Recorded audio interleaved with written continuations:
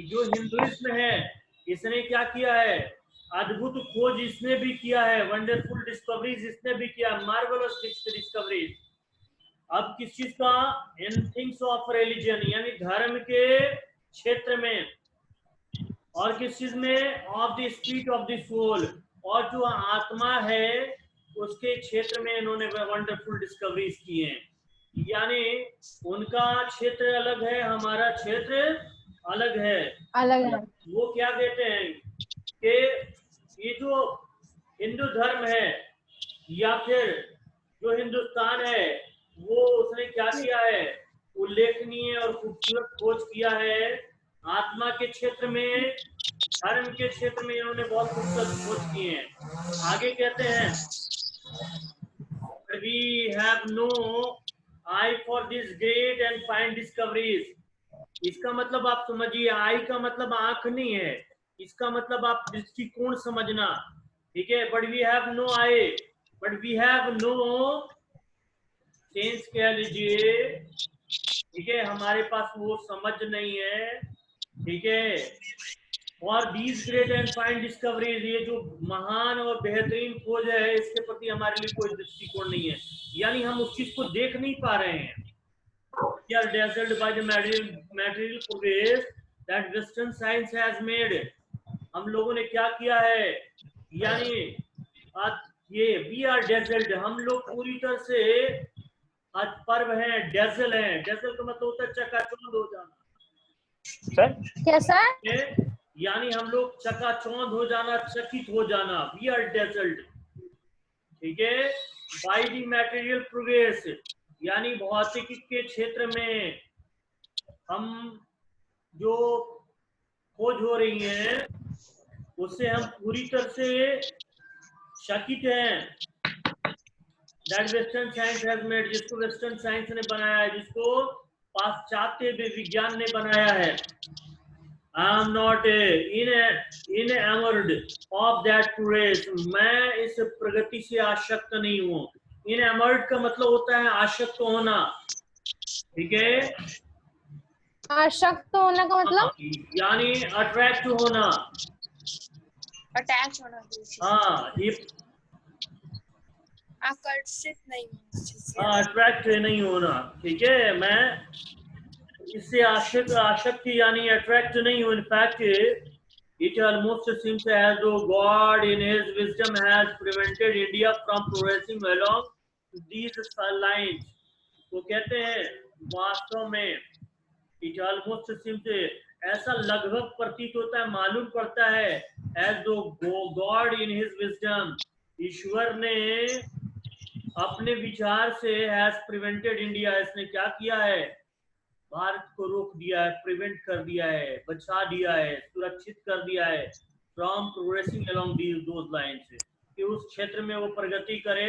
इससे से ईश्वर ने अपने बुद्धि के हिसाब से भारत को थोड़ी देर के लिए रोक थाम दिया है, so that it might fulfil it's special mission, ताकि ये अपना जो है एक खास जो मिशन है, जो उद्देश्य है, ठीक है, उसको क्या करे, it might fulfill its special mission, ये अपने खास उद्देश्य को पूरा कर सके, of resisting the onrush of materialism, ताकि ये जो भौतिकतावाद का प्रवाह है, जो भौतिकतावाद का प्रवाह जो है, जो बहाव है,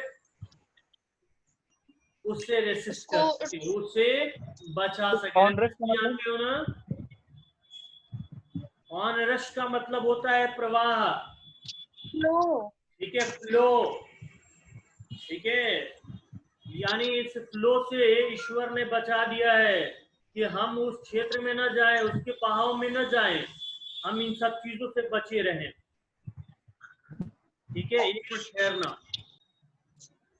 तो ये आपका पैराग्राफ था, इसमें उन्होंने पूरी तरह से बताया है कि वो भौतिक के क्षेत्र में प्रगति कर रहे हैं, ये उनकी सभ्यता के लिए है, हम उस क्षेत्र में प्रगति कर रहे हैं जो हमारा मिशन रहा है सत्यों से, ठीक है। यानी हम वो लोग ऐसे आप समझो कि they are just trying to discover things which is outside of our body, or inside our body, but we are trying to discover those things which are inside our soul, body, which are inside our feeling. mind. जो हमारा मन है, हमारी जो आत्मा है, उसके बारे में हम खोज कर रहे हैं और वो बाहरी चीजों के बारे में खोज करते रह रहे हैं। आगे देखो, कहते हैं after all there is something in Hinduism that has kept it alive up till now. तो कहते हैं कि वास्तव में अंततः आखिरकार there is something in Hinduism, Hinduism में कुछ है that has kept it alive, जिसने इसको जीवित करके रखा है, जीवित रखा है अप टिल नाउ, अब तक। यानी अभी तक हिंदुइज्म अगर बचा हुआ है, ठीक है, तो ये बचा हुआ है यानी कुछ ना कुछ खास इसमें है। It has witness the fall of Babylonian, इसने, ये गवाह है बैबिलोन सभ्यता के विनाश का, जो उसका पतन हुआ, ठीक है, उसका ये गवाह है। बैबिलोन की सभ्यता जानते हो ना? कहाँ की सर? बेबीलोन। No sir. एक जगह का नाम है ना। कहाँ कहाँ की सभ्यता है बेबीलोन की सभ्यता? सर ये एक चैप्टर में पढ़ना है ना इंग्लिश में, बेबीलैंड करके एक जगह का नाम दिया है। कौन सा जगह है, कहाँ पे ये पाया जाता है? बेबीलोन किंगडम, ठीक है। ये 18th सेंचुरी ये कहता है कि Babylon was the capital city of Babylonia, a kingdom in ancient Mesopotamia, ठीक है। Between the 13th and 6th centuries BC, it was built on along the left and right bank of the Euphrates River with steep embarks of the contain the river's seasonal flood। ये जो है Babylon की एक सभ्यता थी जो Iraq में जो है इसका, ठीक है, इराक में इसने अपने आप को फ्लोरिश किया था। इसका जगह कहाँ था? दजला एंड फरात की जो रिवर वैलीज थी, वहां पे बेबीलोन की सभ्यता थी। लेकिन ये क्या कहता है कि ये भी सभ्यता धीरे धीरे खत्म हो गई, ये विनाश के कगार पे पहुंच गई। लेकिन ये जो हमारी सभ्यता है ये इसकी गवाह रही है। और कौन सी सभ्यता नष्ट हुई आगे देखिएगा, कहते हैं सीरियन, यानी इराक के जस्ट बगल में एक कंट्री है जिसका नाम है सीरिया, यहाँ भी एक सभ्यता थी, ये भी खत्म हो गई। सीरिया आप देखोगे आज के डेट में ना सबसे ज्यादा यहाँ पे अटैक हो रहे हैं। सीरिया में अक्सर लड़ाई चलती रहती है। पर्शियन का मतलब है इराक की सभ्यता एंड इजिप्टियन सिविलाइजेशन, और इजिप्ट की सभ्यता यानी मिस्र की सभ्यता, इन सब का गवाह कौन रहा है? ये हमारी जो सभ्यता है इन सब की गवाह रही है। आइए कहते हैं cast a look around you. Cast का मतलब है डालना, एक नजर, एक दृष्टिकोण अपने आस पास डालिए, अपनी तरफ देखिए। Where is Rome and where is Greece, कहाँ है रोम और कहाँ है ग्रीस? इनका पता नहीं है, ये खत्म हो गए। यानी find today anywhere the Italy of gibbon, क्या आप पा सकते हैं गिबन का इटली? जो गिबन ने इटली के बारे में बताया, क्या वो सभ्यता है? और रेदर द एंशिएंट रोम, और बिल्कुल जो प्राचीन रोम है, क्या वो नजर आता है? फॉर रोम वाज इटली, और रोम क्या था? वो वास्तव में इटली था। आप इन सब चीजों को, रोम जो कि इटली था, इनका कुछ पता नहीं है। आज के डेट में सारी चीजें खत्म हो चुकी। आगे कहते हैं गो टू ग्रीस, आप ग्रीस जाओ। Where is the world famous Attic civilization, वो विश्व प्रसिद्ध एटिक सिविलाइजेशन, वो एटिक सभ्यता कहाँ है? वो भी खत्म हो गई। आगे कहते हैं देन कमिंग टू इंडिया, और फिर भारत में आइए। Let one go through the most ancient records and then look around you, ठीक है। क्या कहता है कि सबसे पहले प्राचीन जो अभिलेख हैं उनके माध्यम से आप जो है किसी को कहिए कि देखें, आप इससे पढ़ो। एंशिएंट सिविलाइजेशन जो है हमारी भारत की सभ्यता से संबंधित अभिलेख पढ़ो, और फिर क्या करो? And then look around you, और अपने चारों तरफ देखो। And you would be constrained to say, और आप ये कहने के लिए विवश हो जाएंगे। कंस्टेंट का मतलब होता है विवश होना, ठीक है, यानी आप पूरी तरह से विवश हो जाएंगे। किस लिए विवश होंगे? Yes I see here ancient India still living, ये जो प्राचीन भारत है वो आज भी विद्यमान है, आज भी जीवित है। कॉन्स्टेंट का मतलब क्या बोले? हाँ, विवश हो होना। जाना। हमारी बात समझ में ना? कंस्ट्रेंट का Yes. मतलब होता है विवश हो जाना। इसके लिए बहुत सारे वर्ड आपको मिलेंगे, अभी मैं आपको बता दूं। वही मजबूर हो जाना, हाँ मजबूर हो जाना। हाँ, मजबूर हो जाना।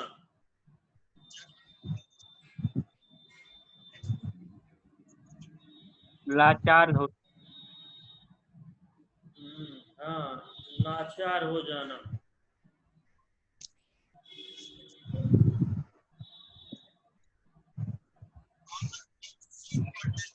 तो ये जो है ना, ये कहते हैं कि हम जब अपने आसपास में देखेंगे तो हम ये पाएंगे, ठीक है, हम ये पाएंगे कि आज भी वो प्राचीन भारत है और आसपास है, विद्यमान है। वो सारी संस्कृति है, वो सारी सभ्यताएं हैं जो हमारे आसपास में है। आगे कहते हैं टू देवर डंग हीप से, सच है यहाँ वहां गोबर के ढेर आपको मिलेंगे। आप जब जाएंगे गांव में तो यहाँ वहां देखेंगे गोबर के ढेर पड़े हुए देखेंगे, हियर एंड देयर, यहाँ एंड वहां, but there are rich treasure buried under them, मगर उसके अंदर बहुत ही रिच खजाना भरा हुआ है, हाँ, उसके नीचे खजाना छिपा हुआ है। तो सीखा छिपा हुआ है। कल से खजाना तुम वहां तलाशना शुरू करो, ठीक है। नो सा, नो सा। ठीक है, उन्होंने कहा है कि इसके नीचे खजाना है, वास्तव में है। ये सर अपने आप खजाना में, सर उनका मतलब कि जो वो जो वहाँ पे फर्टिलाइजर बनता है सर, जो हाँ बस, और क्या, बहुत सारी चीजें हैं। उसी को वो खजाना के तौर से बोल रहे हैं सर। हाँ, बहुत अच्छी बात है, ये सारे खजाना है। इसी के जरिए किसान जो यस है सर। वो सुनहरे सोने रंग के गेहूं को उत्पादित करते हैं, वो उगाते हैं। आरी बात Yes. सुनते ना। And the reason why it has survived is that the end which Hinduism said before, it was not development along material but a spiritual line. ये कहते हैं and the reason, और जो कारण है why it has survived, ये क्यों बचा रहा, is that end, जो इसका कारण ये है, ठीक है, the and which Hinduism has set, यानी जो डेड लाइन जो हिंदुइज्म ने स्थापित कर रखा था। ये डेड लाइन का मतलब होता है लक्ष्य, अंतिम पड़ाव। हमारा टारगेट क्या होता है? मोक्ष की प्राप्ति करना, ठीक है। हम इनलाइटमेंट प्राप्त करने के चक्कर में रहते हैं कि हमें मोक्ष की प्राप्ति हो जाए, ज्ञान की प्राप्ति हो जाए।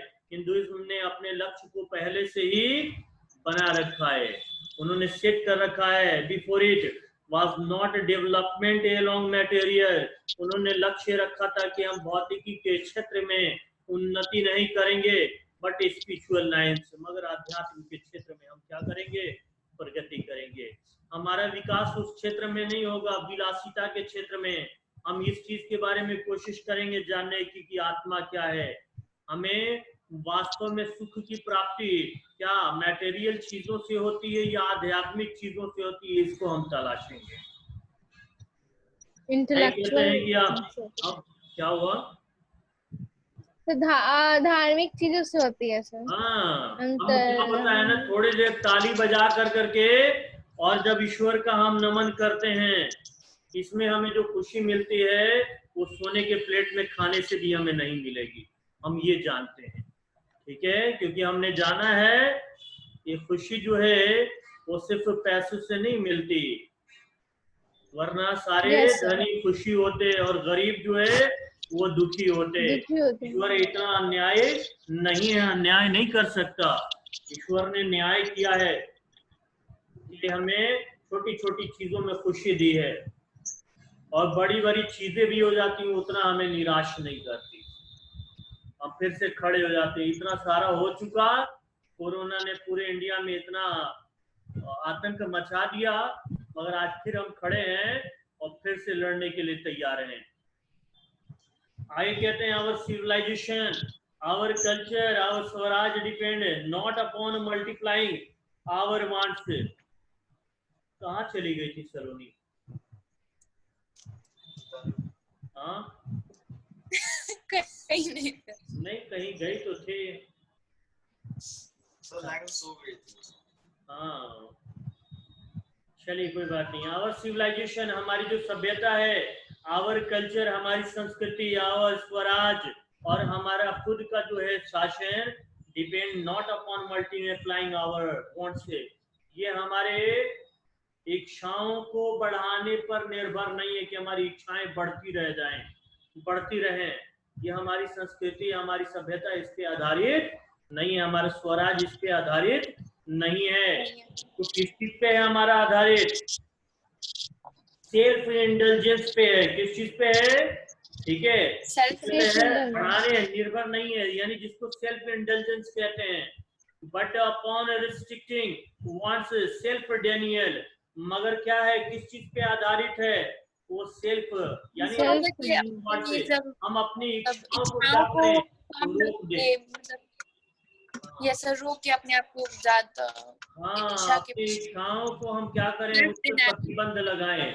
देखो यहाँ इंडल्जेंस का मतलब होता है लिप्त होना, शामिल होना, यानी भोग विलास में शामिल होना। ये नहीं होना चाहिए। हम किस चीज पे डिपेंड करते हैं?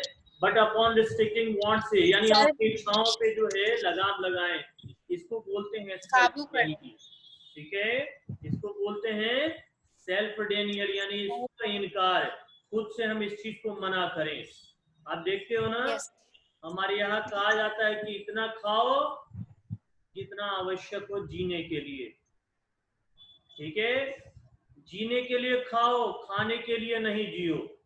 ठीक है, लोग होते हैं चले जाएंगे बुफे सिस्टम जो है, वहां जाएंगे तो पूरा उनका प्लेट में जो है सारा चीज भरा हुआ रहता है। ठीक है, हाँ, मटन है एक साइड में रखा हुआ है, उसी में रसगुल्ला भी लपेटा हुआ है।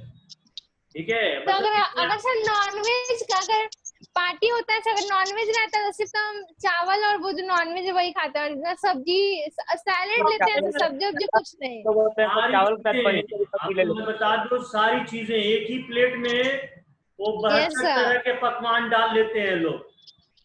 ठीक है, तो बीच में चावल और चारों ओर सिर्फ सब्जी। हाँ, थोड़ा सब्जी हुआ, नॉनवेज हुआ, स्वीट हुआ, नॉनवेज खा लो, दूसरी बार चावल और सब्जी खा लो, फिर जो मतलब धीरे धीरे करके खाते हो। हालत ये हो जाती है, रसगुल्ला मटन में जो है वो घूमता हुआ नजर आता है। चलिए आगे देखिए, आगे कहते हैं European civilization is no doubt suited for the Europeans. वो कहते हैं कि यूरोपीय सभ्यता, कोई संदेह नहीं है, ये यूरोपियों के लिए उपयुक्त है, जो यूरोपवासी हैं उनके लिए उपयुक्त है। But it will mean ruin for India, मगर ये पूरी तरह से बर्बादी है भारत के लिए। यानी उनकी सभ्यता उनको मुबारक और हमारी सभ्यता हमें मुबारक। उनकी सभ्यता हम अपने ऊपर आरोपित नहीं करेंगे, क्योंकि ये भारत के लिए पूरी तरह से बर्बादी साबित होगा। ये कारण है। यस सर, ठीक है, if we endeavour to copy it, अगर हम उनकी नकल करने का प्रयास करते हैं, अगर उनकी चीजों को हम कॉपी करते हैं, इमिटेट करते हैं, तो ये हमारे लिए केवल बर्बादी होगी और कुछ नहीं होगा। This is not to say that we may not adopt, ऐसा नहीं कह सकते हैं। दिस इज नॉट टू से, ये कहने को नहीं है that we may not adopt, हम इस चीज को नहीं अपना सकते। ठीक है, and assimilate whatever may be good and capable of assimilation by us, और हम इसको आत्मसात, आत्मसात का मतलब होता है अपनाना। ठीक है, उस चीज को हम अपनी तरफ आकर्षित कर लें, आत्मसात यानी खुद में रख लेना। ये कहते हैं this is not to say that we may not adopt and assimilate, कि हम इसको अपना नहीं सकते, इसको आत्मसात नहीं कर सकते, यानी खुद में शामिल कर लेना। whatever may be good, जो कुछ अच्छा है, and capable of assimilation by us, और हम क्या है आत्मसात करने में सामर्थ्य हैं, यानी हम इस चीज को अपना सकते हैं। ऐसा नहीं है कोई हम पे इल्जाम लगा ले कि हम इस चीज को अपना नहीं सकते। आगे कहते हैं it does not also mean, जैसा कि इसका मतलब ये नहीं है that even the European will not have to part with whatever evil might have crept into it, ठीक है। और it does not also mean, इसका अर्थ ये भी नहीं है that even the European, यहाँ तक कि जो यूरोपीय हैं will not have to part, कि ये जो बुराई है उनमें प्रवेश नहीं करेगी with whatever evil might have crept into it, जो बुराई इसमें प्रवेश कर चुकी है। मान लेते हैं उन्होंने किसी चीज को अपना लिया, अगर उसमें बुराई है तो वो बुराई उनमें भी आएगी, ये नहीं कह सकते कि नहीं आएगी, उसमें वो बुराई का प्रवेश होगा ही होगा। आ रही बात समझ में ना? इन्होंने यही बात कहना चाहा है। आपको मैं बता दूं,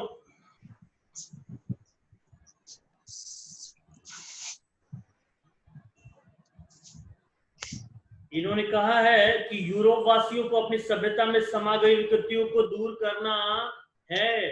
जो बुराइयां अगर आ गई हैं तो उनको क्या करना चाहिए? बुराइयों को खत्म करना चाहिए, हटा देना चाहिए, ठीक है।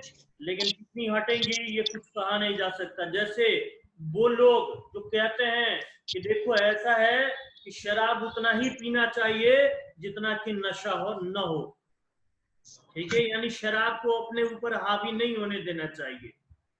अरे आप शराब पियेंगे आज नहीं तो कल आप पे हावी होगी ही होगी, ठीक है। Yes sir. इसलिए इसका भारतीय संस्कृति ने इसका बहिष्कार किया है, उन्होंने हर चीज से मना किया है। आप चाहे जैनिज्म देखो, हिंदुइज्म देखो या बौद्धिज्म देखो, यहाँ तक कि इस्लाम ने भी मना किया है कि शराब को टच नहीं करना चाहिए, इन सबसे दूर रहिए। ये सारी बुराइयों की माँ है, इससे सारी बुराइयां जन्म लेती हैं, ठीक है। आगे कहते हैं the insistent search for material comforts and their multiplication is such an evil, and I make bold to say that the Europeans themselves will have to remodel their outlook। कहते हैं कि the insistent search for material comfort से जो लगातार और निरंतर जो खोज हो रहा है भौतिक सुख का, एंड देयर मल्टीप्लिकेशन, और उसको बहुगुणित करना, उसको क्या करना? उसको आगे बढ़ाना। क्या हुआ? इस सच एन एविल, ये ऐसी बुराई है। क्यों हंस रहे आप लोग? क्या हो गया बताओ सलोनी? कुछ नहीं सर। ठीक है, पता नहीं सर, इसको देख के हंसने लगी। यानी ये कहते हैं कि जो इंसेसेंट जो सर्च है, लगातार जो तलाश है किस चीज की? मटेरियल यानी भौतिक कंफर्ट की, एंड देयर मल्टीप्लिकेशन, और उसको बहुगुणित करना यानी उसको बढ़ाना। इज सच एन एविल, ये क्या है? एक बुराई है। And I make bold to say, और मैं कहने का साहस करता हूँ, यानी मैं साहस करता हूँ ये कहने का that the European themselves will have to remodel their outlook, कि जो यूरोप वासी हैं उनको अपने दृष्टिकोण को फिर से तैयार करना चाहिए, यानी फिर से अपने आउटलुक को ठीक ठाक करना चाहिए, ठीक है, यानी दृष्टिकोण को हाँ फिर से बनाना चाहिए। आगे कहते हैं if they are not to perish under the weight of the comforts to which they becoming slaves, से यदि उन्हें उस सुख सुविधाओं के वजन के नीचे नष्ट नहीं होना है जिसके वे दास बन चुके हैं, कि ये जो मेटेरियलिक कंफर्ट है इसके पूरी तरह से आदी हो चुके हैं। आप देखते हो ना, बहुत सारे हैं जो क्या करते हैं, जो एसी से निकल नहीं सकते, बाहर चल नहीं सकते, ये मटेरियल कंफर्ट के आदी हो चुके हैं, अपने आप को उन्होंने दास बना लिया है। उनको फिर से अपने दृष्टिकोण को समझना होगा, संवारना होगा, आज देखते हैं ना, जब इंडिया में जब आते हैं ये लोग, ये यूरोपवासी हैं, ठंडा प्रदेश है, और जब इंडिया में आते हैं तो इनके जो इतनी गर्मी होती है कि they can not bear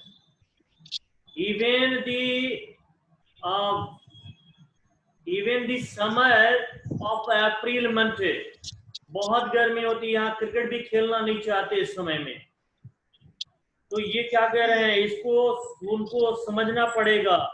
if they are not to perish under the weight of the comforts, अगर वो इस बोझ के तले, ये जो आराम के बोझ के तले जो है, अगर वो नहीं दबना चाहते, समाप्त नहीं होना चाहते हैं, जिसके वो गुलाम बन चुके हैं, तो उनको फिर से अपने बारे में सोचना पड़ेगा, अपने आउटलुक के बारे में सोचना पड़ेगा। It may be that my reading is wrong, हो सकता है कि मेरी व्याख्या गलत हो, मैंने जो रीड किया है, जो मैंने अध्ययन किया है, इस चीज को समझा है, वो गलत हो। But I know that for India to run after the golden fleece is to put certain death. लेकिन मुझे पता है कि ये जो गोल्डन फ्लीस है, वर्ड आपका गोल्डन फ्लीस जो है आपके बुक में दिया हुआ है, यहाँ देता है an object very difficult to attain, एक ऐसी वस्तु जिसको बहुत मुश्किल से प्राप्त किया जा सकता है। The golden fleece of Greek mythology was well protected by snakes and flames. जो गोल्डन फ्लीस था किस चीज का, ऑफ ग्रीक मैथोलॉजी, यानी ग्रीक के माइथोलॉजी का, पौराणिक कहानियों का, कि इसमें ये जो गोल्डन फ्लीस था, ये सांप और जो फ्लेम्स थे, अग्नि ज्वाला, इससे ये प्रोटेक्ट था। And to secure it Jason had to employ the magic of Medea. इसकी वजह से क्या करना पड़ा था, जैसन को, एक जैसन जो है उसको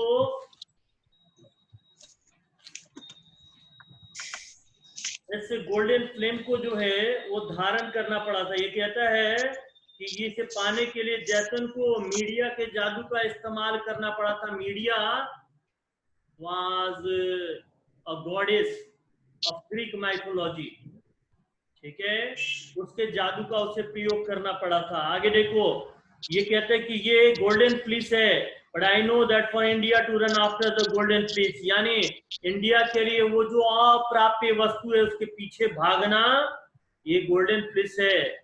is to court certain death, इसका मतलब है निश्चित मृत्यु। अगर इसके पीछे हम भागते हैं, जो अप्राप्य वस्तु है, आप जानते हो सुख की कोई सीमा नहीं है। सुख की कोई सीमा है, बताओ तो, कोई लिमिटेशन है कंफर्ट का? No sir. अरे हमें हो सकता है टूटी खाट पे नींद आ जाए और आपके वो जो है सोने के जो बिस्तर पे भी नींद ना आए, ठीक है, उस आपने सोने से मढ़ा हुआ आपका बिस्तर हो, ठीक है, और उससे भी उसका वही कोई लिमिटेशन नहीं है, तो इसके पीछे भागना निश्चित मृत्यु है। ये कहते हैं, आगे कहते हैं, let us engrave on our hearts the motto of western philosopher। कहते हैं कि आइए हम अपने हृदय पे जो उद्देश्य है वेस्टर्न फिलोसफर का, उसको हम अपने दिलों पे उकेर लें, ठीक है। इनग्रेव का मतलब है उसको लिख लेना। आप देखते हो ना, जैसे इनग्रेव करना मतलब दीवारों पे जो है वो क्या करते हैं, अच्छा, हाँ, वो पिक्चर बनाते थे, कुछ लिखते थे अपने लैंग्वेज में, जो अर्ली मैन्स थे वो, हाँ, अर्ली मैन्स के द्वारा इनग्रेव किया जाता है, आदिवासी, ठीक है। इनग्रेव, इसका मतलब आपको होता है उकेरना, ठीक है, यानी खोद खोद करके लिख लेना।